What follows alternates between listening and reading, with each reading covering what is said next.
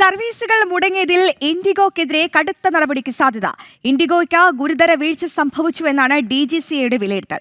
റദ്ദാക്കിയ ടിക്കറ്റുകൾക്ക് ഇന്ന് റീഫണ്ട് പൂർത്തിയാക്കാൻ കേന്ദ്ര സർക്കാർ നിർദ്ദേശിച്ചിരുന്നു. അതേസമയം ഇന്നും ഇൻഡിഗോ സർവീസുകൾ മുടങ്ങി. തുടർച്ചയായി വിമാന സർവീസുകൾ മുടങ്ങിയതിൽ ഇൻഡിഗോ കമ്പനിക്കെതിരെ കടുത്ത നടപടിയുണ്ടാകുമെന്നാണ് റിപ്പോർട്ട്. DGCA ചുമതലപ്പെടുത്തിയ വിദഗ്ധ സമിതിയുടെ റിപ്പോർട്ടിന്റെ അടിസ്ഥാനത്തിൽ നടപടി സ്വീകരിക്കും. കൂടാതെ കാരണം കാണിക്കൽ നോട്ടീസിന് ഇൻഡിഗോ നൽകുന്ന മറുപടിയും വിശദമായി പരിശോധിക്കും. സംഭവത്തിൽ ഇൻഡിഗോയ്ക്ക് ഗുരുതര വീഴ്ച സംഭവിച്ചുവെന്നാണ് DGCA വിലയിരുത്തൽ.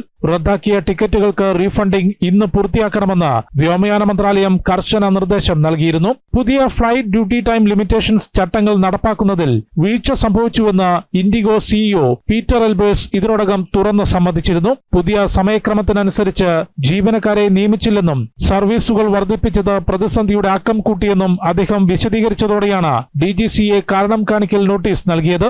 അതേസമയം ഇന്നും നിരവധി ഇൻഡിഗോ വിമാന സർവീസുകൾ റദ്ദാക്കി. കഴിഞ്ഞ ഓരോ ദിവസവും ശരാശരി 500 മുതൽ 600 വരെ സർവീസുകളാണ് മുടങ്ങിയത്. ജനം, ഡൽഹി.